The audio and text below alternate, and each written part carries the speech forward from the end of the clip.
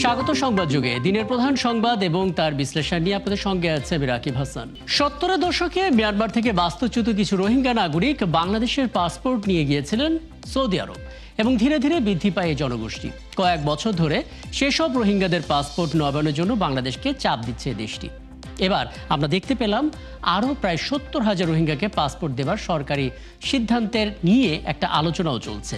আমরা এই সিদ্ধান্তকে কিভাবে বিশ্লেষকরা দেখছেন সেটা নিয়ে কথা বলছিলাম এবং বিশ্লেষকরাও বলছিলেন নতুন করে দীর্ঘমেয়াদী একটা সংকট তৈরি করতে পারে, অন্তত আন্তর্জাতিক অভিবাসন বিশ্লেষকদের মতামত সেটাই আলাপ করতে চাই। সংবাদযোগে ঠিক এই মুহূর্তে আমাদের সঙ্গে আছেন সাবেক রাষ্ট্রদূত মাহফুজুর রহমান এবং আছেন নসরত বিশ্ববিদ্যালয়ের নৃবিজ্ঞান বিভাগের অধ্যাপক এবং তিনি একই সঙ্গে রোহিঙ্গা বিষয়ক গবেষক ডক্টর বুলবুল সিদ্দিকী।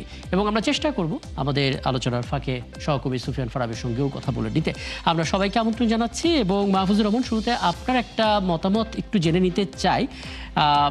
সাদা চোখে আমরা আসলে দেখতে পাচ্ছি যে সমস্ত রোহিঙ্গাদের আমরা আশ্রয় দিয়েছি, দিন শেষে সময়ের সাথে সাথে তাদের সংখ্যাটা বাড়ছে এবং আমাদের জন্য সুস্পষ্টভাবে একটা বোঝাই রূপান্তর হয়ে গেছে। এখনও মিয়ানমারের যে অবস্থা তাতে সরাসরি প্রত্যাবাসনের বিষয়টা বোধহয় জটিল আকার ধারণ করেছে। এর মাঝখানে যদি আসলে বাইরে কাজ করা রোহিঙ্গাদের পাসপোর্ট দেয়া হয়, বাংলাদেশের পাসপোর্ট কী ধরনের ঝুঁকি, কী ধরনের জটিলতা, কী ধরনের শঙ্কা আসলে আপনি দেখেন? এই মুহূর্তে সেই সৌদি আরবে যদি আপনি সৌদি সরকারের অনুরোধ রক্ষা করে তাদেরকে রোহিঙ্গাদেরকে পাসপোর্ট দেন, সেটা একটা বিষয়, কিন্তু এই বিষয়টাকে আপনার সামগ্রিক রোহিঙ্গা সংকটের নিরিখে দেখতে হবে। এবং আমরা অলরেডি এই সংকটটাকে নিজেরাই ডেকে নিয়ে এসেছি এবং এই সংকট দিনে দিনে ঘনীভূত হচ্ছে। সুতরাং আমরা তার শিকার। এখন এইখান থেকে বের হওয়ার দীর্ঘ মেয়াদী একটা পরিকল্পনা করতে হবে এবং এটা জাতীয়ভাবে এটা তৈরি করতে হবে। সেইটা না করা পর্যন্ত এই সাময়িকভাবে রোহিঙ্গাদের পাসপোর্ট দেয়া হলো কিনা, অথবা আপনি দিলেন অথবা অস্বীকার করলেন যে তাদেরকে দেয়া হবে না, এর মধ্যে সংকটের কোনো সমাধান আমি দেখি না। আপনাকে দীর্ঘমেয়াদী সমাধানের মধ্যে যেতে হবে। এখন আমাদের দিক থেকে আসলে কি ধরনের রেসপন্স করার সুযোগ আছে? মানে এক অর্থে সৌদি এত বড় বাজার এবং তাদের দেশের রাষ্ট্রদূত যখন বিভিন্ন যুক্তি তুলে ধরে বলে দিচ্ছে যে প্রায় 70,000 রোহিঙ্গাকে আসলে পাসপোর্ট দেওয়া প্রয়োজন, আমাদের দিক থেকে আসলে রেসপন্সটা কি হতে পারে? আমরা কি নাও করতে পারি? মানে কি বলবেন আসলে? রোহিঙ্গাদেরকে সৌদি আরবে পাসপোর্ট কিন্তু এর আগেও দেওয়া হয়েছে, বহুবার দেওয়া হয়েছে এবং সরকারিভাবে দেওয়া হয়েছে। অর্থাৎ সৌদি সরকারও অনুরোধ করেছিল এর আগে, তখনও আমরা দিয়েছি। সৌদি সরকারের অনুরোধ ছাড়াও আমরা বিভিন্ন সময়ে তাদেরকে পাসপোর্ট দিয়েছি, দূতাবাস থেকেই দিয়েছি। আমি বলছি যে এইভাবে পিসমিল করে এটার সমস্যার সমাধান করা যাবে না। আপনাকে সমস্যার সমাধান করতে হলে যেটা বললাম যে দীর্ঘমেয়াদী মানে হলো যে এখানে আপনাকে স্বীকার করতে হবে যে রোহিঙ্গা সমস্যা এবং এই সংকট তৈরিতে বাংলাদেশেরও ভূমিকা ছিল, আমাদের ত্রুটি ছিল। সেই কারণে এই সংকটটা এতটা ঘনীভূত হয়ে আমাদের উপরেই এখন এসে পড়েছে। এখন এটা যদি আমি বুঝতে পারি তাহলে এটা অ্যাড্রেস করার জন্য তখন আমি চেষ্টা করতে পারি। এবং সেই কথাটা যদি তখন আপনি জাতীয়ভাবে আন্তর্জাতিক বিশ্বের কাছে, সৌদি আরব সহ সবার কাছে বিশ্বাসযোগ্য করে বলতে পারেন যে এটা একটা আমাদের ত্রুটি ছিল, ত্রুটির কারণে এই সংকটটা ঘনীভূত হয়েছে, তাহলে কেবলমাত্র এটার একটা ফিজিবল সমাধান সম্ভব, যেটা বাংলাদেশকে অতটা সাফার করাবে না। আদারওয়াইজ অন্য কোনো সমাধান যদি আমরা অপেক্ষা করে থাকি যেটা আন্তর্জাতিক কমিউনিটি সমাধান করে দিবে, তাহলে সেই সমাধানে আমাদেরকেও বড় ধরনের মাসুল দিতে হতে পারে। চমৎকার। আসলে আপনি কথা বলছিলেন এবং এই ফাঁকে আমরা আমাদের সহকর্মী সুফিয়ান ফারাবিকেও যুক্ত করে নিয়েছি। আমি অনুরোধ করব ডক্টর বুলবুল সিদ্দিকী এবং জনাব মাহফুজুর রহমান দুজনই সহকর্মী সুফিয়ান ফারাবির কথাটা শুনবেন, তাহলে সেখান থেকে আলাপ করতে সুবিধা হবে। সুফিয়ান ফারাবি, একটা বিষয় একটু জানার চেষ্টা করি আপনার কাছে। প্রথমত, আমাদের দিক থেকে আসলে আনুষ্ঠানিক কোনো রেসপন্স এসেছে কিনা, আমরা রাজি হয়েছে কিনা আসলে সেই পাসপোর্টের ব্যাপারে, এবং দ্বিতীয় বিষয়, আপনার প্রতিবেদনটা আমরা দেখেছি, এই প্রতিবেদনে এমন কোনো তথ্য যেগুলো আসলে উঠে আসেনি কিন্তু আপনি জেনেছেন আপনার অভিজ্ঞতা থেকে, ছোট করে সেটা একটু জানিয়ে দেবেন। প্রথমত বিষয় হচ্ছে দেখা করেছেন সৌদি আরবের কিংডম অফ সৌদি আরবিয়া, তার যে রাষ্ট্রদূত। আমরা একটু শুরুতে একটু বলে রাখি, বাংলাদেশে যে কয়েকটি দূতাবাস আনফরচুনেটলি, বা এটা আমরা প্রত্যাশিত অথবা অপ্রত্যাশিত ভাবে তাদের একটা ইনফ্লুয়েন্স আছে বাংলাদেশের রাজনীতিতে, বা তাদেরকে আমরা গুরুত্ব দিই বেশি, সেখানে সৌদি আরবের হয়তো একটা গুরুত্বটা ওভাবে আছে। তো সেখানে তিনি যখন আমাদের স্বরাষ্ট্রমন্ত্রীর সঙ্গে দেখা করে এই বিষয়টা ব্রেজ করেন, এবং তিনি কিন্তু জানতে পেরেছেন, তিনি কিন্তু এই বিষয়ে ওয়াকিবহাল যে এইটা আসলে পররাষ্ট্র মন্ত্রণালয়ের কিছু করার নেই, পররাষ্ট্র মন্ত্রণালয় সিদ্ধান্তটা নেয় না, এই সিদ্ধান্তটা ভিসা বা ইমিগ্রেশন বা পাসপোর্ট সবকিছু ইস্যু করে স্বরাষ্ট্র মন্ত্রণালয়। তিনি কিন্তু একদম যে সঠিক ডোরটা আছে, যে দরজাটাই নক করা দরকার সেটাতেই নক করেছেন। এবং আমার মনে হয় উনি হয়তো, এটা আমার ধারণা যে তিনি হয়তো পররাষ্ট্র মন্ত্রণালয় হয়ে স্বরাষ্ট্র মন্ত্রণালয়ে যাওয়ার যেই বিষয়টা এই প্রসঙ্গে, এইটা হয়তো তিনি অ্যাভয়েড করেছেন, অথবা এটার একটা ডিপ্লোম্যাটিক একটা ওয়েও থাকতে পারে। আমার যে ডক্টর আমাদের মাহফুজ আছেন, তিনি ভালো বলতে পারবেন। তবে আমি যেটা দেখেছি যে স্বরাষ্ট্রমন্ত্রী কিন্তু রেসপন্সটা উনি কনসিডারেশনের অর্থটা আমরা কিভাবে নিতে পারি, উনি বলছেন যে আমরা এটাকে কনসিডারেশনে নিচ্ছি, দ্যাট মিনস আমরা এটা ভাববো, আমরা এটাকে নিয়ে সময় নিব, আমরা কিভাবে কি করা যায় এটা নিয়ে আমরা চিন্তা করব। তবে আমাদেরকে অতীতটা মনে রাখতে হবে। অন্তর্বর্তীকালীন সরকারের সময়ে যেটা, প্রথমত কথা হচ্ছে, অন্তর্বর্তীকালীন সরকার সময়ে এইটা জিনিসটা 22,000 রোহিঙ্গাকে যে তারা নতুন করে পাসপোর্ট দিয়েছে, এই বিষয়টা কিন্তু তারা পাবলিকলি আনেননি। এবং আমরা জানি যে গভর্নমেন্টের সকল সিদ্ধান্ত পাবলিকলি আনতে হয়। আমরা যখন প্রশ্ন করেছি পররাষ্ট্র মন্ত্রণালয়ের তৎকালীন উপদেষ্টা তার কাছে, তিনি আমাদেরকে তখন উত্তরে বলেছেন হ্যাঁ আমরা দিয়েছি, এবং আমাদের কিছু বাধ্যবাধকতা ছিল। আমাদের অবশ্যই বিষয়টা মানতে হবে যে পররাষ্ট্র মন্ত্রণালয় এবং আমাদের প্রতিরক্ষা মন্ত্রণালয় কিছু বিষয় থাকে যেগুলো হয়তো সব ক্ষেত্রে সবসময় সামনে নিয়ে আসা যায় না, কিন্তু এই বিষয়টি এমন কোনো বিষয় ছিল না যে এইটা আসলে লুকিয়ে রাখতে হবে বা এরকম কোনো বিষয়। যেহেতু সামনেই স্বীকারই করা হয়েছে, সুতরাং এতদিন গণমাধ্যমকে কেন ধোঁয়াশার মধ্যে রাখা হয়েছে, এটি একটি প্রশ্ন রেখে যায়। আর দ্বিতীয় বিষয় হচ্ছে যে স্বরাষ্ট্রমন্ত্রীর পক্ষ থেকে কিন্তু কোনো ধরনের স্পষ্ট বক্তব্য এখন পর্যন্ত পাওয়া যায়নি। তবে স্পষ্ট বক্তব্য এত ইমিডিয়েটলি এটা আসলে হয় না, যে কোনো আলোচনা বাইরে আলোচনায় বা একটা এবং সৌজন্য সাক্ষাতের কনসিডারেশন পরে যখন বলেছেন, তখন আপনি যেটা বললেন যে আমরা ভাববো, আলাপ করব, তারপরে হয়তো ডিসিশন সময়ের সাথে সাথে হয়তো জানবো। আপনাকে অনেক ধন্যবাদ সুফিয়ান ফারাবী, আপনার এই তথ্যগুলো জানার খুবই দরকার ছিল, এবং এগুলো নিয়ে ডক্টর বুলবুল সিদ্দিকী আপনার কাছে আসতে চাই। আপনি দেখলেন অন্তর্বর্তী সরকারের সেই সময়টাতে 22,000 রোহিঙ্গাকে আসলে পাসপোর্ট দেওয়ার তালিকায় রাখা হয়েছে। এখন আমরা কথা বলছি প্রায় 70,000, তার মানে সংখ্যাটা চিন্তা করলে 1 লাখের কাছাকাছি। প্রথমত রোহিঙ্গা প্রত্যাবর্ষণ বিষয় নিয়ে যখন আমরা আলাপ করি, তখন যদি আবার এই পাসপোর্ট দেওয়ার বিষয়টাও আলাপে উঠে আসে, প্রত্যাবর্ষণ প্রক্রিয়াটা আসলে অনেক দূরে চলে যায় কিনা, এবং যে সমস্ত দাতা সংস্থা এনজিও হিসেবে ফান্ডিং করছিল রোহিঙ্গা টেক কেয়ারের জন্য, তারাও আসলে পেছনে হাঁটবে কিনা। জি, অনেক ধন্যবাদ।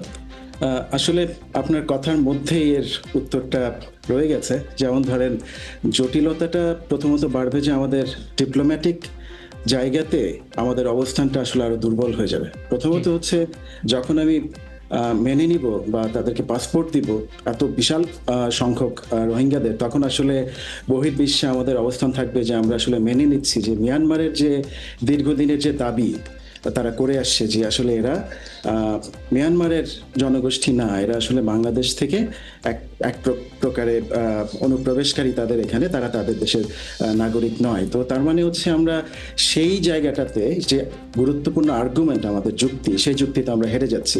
দ্বিতীয়ত হচ্ছে যে মিয়ানমারকে তখন আপনি কিভাবে অ্যাকাউন্টেবল করবেন যখন আপনি মেনে নিচ্ছেন। আগে আমরা জানি যে অল্প কিছু সংখ্যক মানুষদেরকে, রোহিঙ্গাদেরকে দেওয়া হয়েছে এটা, এবং সেগুলো সবসময় হয় যে টেম্পোরারি বেসিসে হয়তো ট্রাভেল পাস হিসেবে বিবেচনা করা হয়। কিন্তু যখন আপনি এত বিশাল সংখ্যক মানুষের পাসপোর্টের কথা বলবেন, তখন আসলে মিয়ানমারকে আমি অ্যাকাউন্টেবল করতে পারি না। মিয়ানমার ওই জায়গা থেকে আমাদের হাত থেকে একটু দূরে চলে যাবে।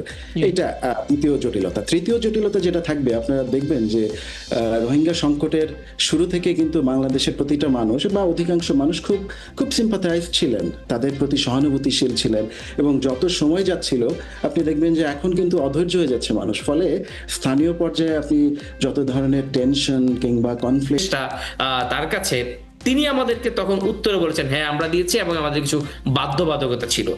আমাদের ধরনের কনফ্লিক্ট থাকবে, কনফ্লিক্ট তৈরি হবে। এবং চতুর্থ যে বিষয়টি থাকবে সেটা হচ্ছে আমাদের এই দাতা গোষ্ঠী কিংবা পশ্চিমা যে দেশগুলো আছে, তারাও কিন্তু আমাদের অবস্থানকে রীতিমতো প্রশ্ন করতে শুরু করবে যে আমরা তো মেনে নিচ্ছি, তাহলে এই বিশাল সংখ্যক রোহিঙ্গা যারা আমাদের দেশে রয়েছে তাদের প্রত্যাবর্ষণের যে আমাদের যুক্তির জায়গাটা সেটা আসলে আরো দুর্বল হয়ে যায়। হ্যাঁ, এবং এই দুর্বলতাটার কারণে যেটা হয় তখন আসলে এখনই আমরা জানি যে প্রত্যাবর্ষণ আসলে অনেকটা, আমি অনেকদিন আগে লিখেছিলাম যেটা কি মিথে পরিণত হলো কিনা। আমরা সবসময় বলি যে প্রত্যাবর্ষণের সুযোগ আছে আছে, কিন্তু এখন পর্যন্ত দেখেন একজন রোহিঙ্গাকে আমরা তাদের দেশে উইথ ডিগনিটি ফেরত পাঠাতে পারলাম না। ফলে এখন যদি আমরা নতুন করে আবার এই ধরনের সিদ্ধান্তে যায় সরকার, তাহলে এই জিনিসগুলোকে আরো বেশি জটিলতার মুখে আরো ফেলে বেশি দিবে। জটিলতার দিকে নিয়ে যাবে।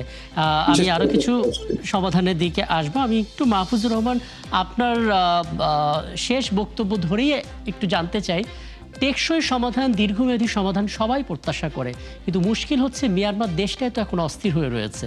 ওই দেশে অস্থিরতা থাকলে টেকসই সমাধান কি আসবে আদৌ?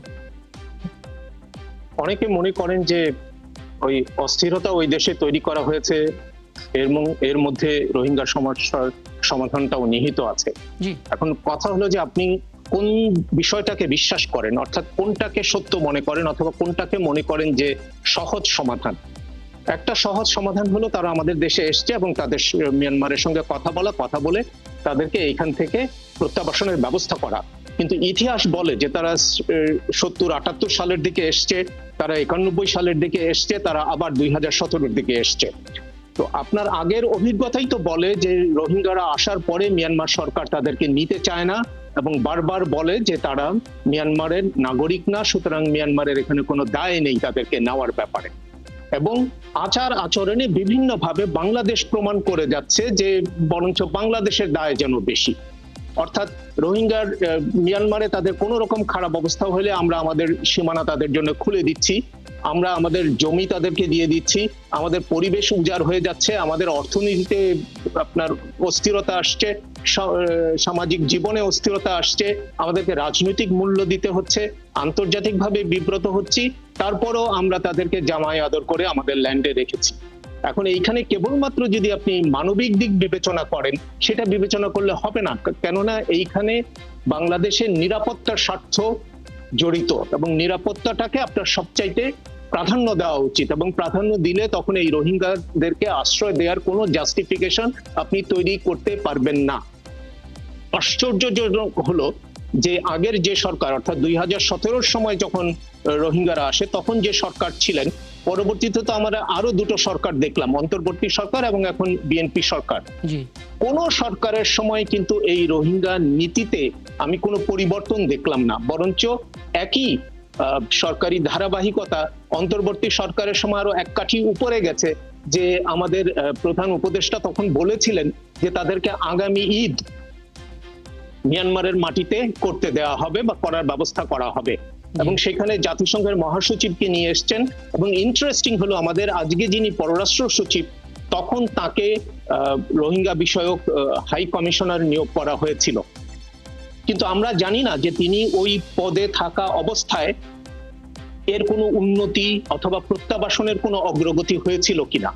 তো সেই রকম একটা অবস্থা থেকে যখন তিনি পররাষ্ট্রমন্ত্রী হলেন, আরো আশ্চর্যের বিষয় যে তিনি সম্প্রতি আপনার টার্কির আন্তালিয়াতে মনে হয় সেখানে এক জায়গায় গিয়ে একটা ইঙ্গিতও দিয়েছেন যে কেবলমাত্র প্রত্যাবাসন না, এই যে আমার ইমিডিয়েট আগে যে বক্তা বললেন, উনি অনেক সুন্দর সুন্দর কথা বলেছেন, কিন্তু একটা ভয়ঙ্কর কথা বলেছেন।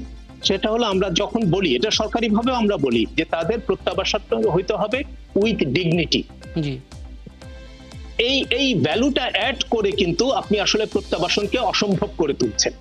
হ্যাঁ, এবং আমাদের পররাষ্ট্রমন্ত্রী মহোদয় তিনি টার্কিতে গিয়ে তিনিও এই কথা বলেছেন যে কেবলমাত্র প্রত্যাবাসন না, প্রত্যাবাসনের পরবর্তীতে সেইখানের শাসন কাঠামোতে তাদের যেন একটা অবস্থান থাকে, সেই ধরনের কথাও তিনি ইঙ্গিত দিয়েছেন।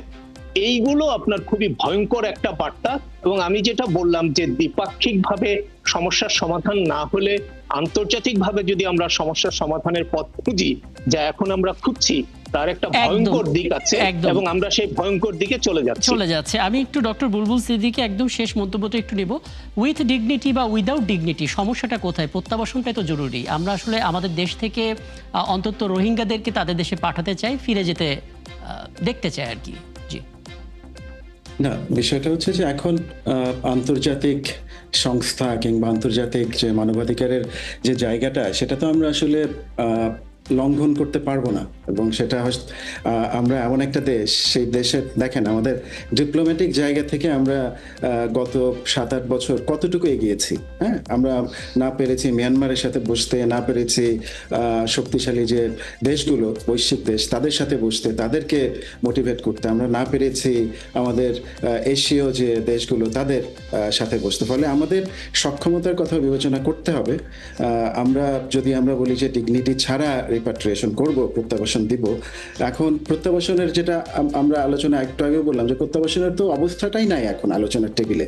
মিয়ানমারের যে পরিস্থিতি, আমাদের এখানে পরিস্থিতি, হ্যাঁ, তো সেই জায়গা থেকে আরেকটা জিনিস যেটা মাহমুদ সাহেব বললেন, যে আমাদের তো নীতি, আমি তো আসলে রোহিঙ্গা নীতি দেখি না কোনো, হ্যাঁ, যে রেফিউজি নীতি কিংবা রোহিঙ্গা নীতি যেটা আমরা বলি, সেই ধরনের যে আসলে আমরা কি করতে হবে, হ্যাঁ, মিড টার্ম, শর্ট টার্ম, যে কোন অ্যাপ্রোচে যেতে হবে, সেটা উনিও বললেন, সেটা কিন্তু আমাদের কাছে পরিষ্কার না। ফলে এখন যেটা হচ্ছে যে আমাদের যদি সমাধানের কথা এক বাক্যে বলি, যে আমাদের প্রথমত তাদের ভরণ পোষণের দায়িত্ব যেহেতু আমাদের নিতে হচ্ছে, সেটা চালিয়ে যেতে হবে। তাদের সক্ষমতা বৃদ্ধি করা যায় কিনা সেটা চিন্তা করতে হবে। সাথে সাথে আমাদের মিয়ানমারের সাথে যেমন দ্বিপাক্ষিক আলোচনা চালিয়ে যেতে হবে, সেটা আমাদের চালিয়ে যেতে হবে।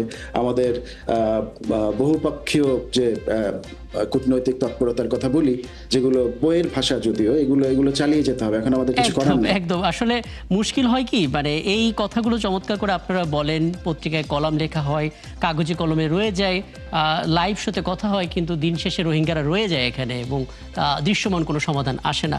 তারপর আমরা আলাপটা করতে চাই এবং আপনাদের দুজনের কাছে বিশেষভাবে কৃতজ্ঞ আমরা, যে চমৎকার কিছু পরামর্শ স্বল্প সময়ের মধ্যে দিলেন। নিশ্চয়ই সামনে আবার কথা হবে। দর্শক, আমাদের সঙ্গে ছিলেন এতক্ষণ রোহিঙ্গা বিষয়ক গবেষক ডক্টর বুলবুল সিদ্দিকী, ছিলেন সাবেক রাষ্ট্রদূত মাহফুজুর রহমান, এবং এই ছিল আজকের সংবাদযোগে। আগামীকাল ঠিক রাত 10টায় আবারও দেখা হবে নতুন কোনো বিষয় এবং তার বিশ্লেষণ নিয়ে। থাকুন ৭১-এর সাথে।